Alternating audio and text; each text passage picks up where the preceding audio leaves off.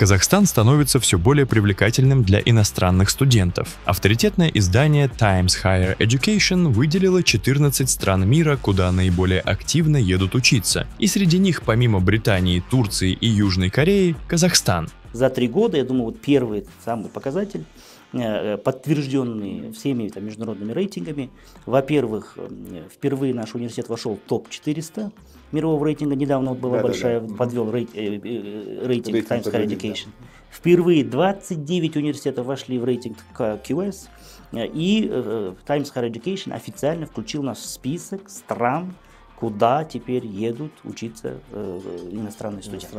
Все, это большие 14 стран, мы попали в этот реестр элитный из 200. Очень круто. Для тюркских народов России университеты Астаны и Алматы куда более интересны, чем московские. К тому же там никто не будет нападать из-за внешности и языка.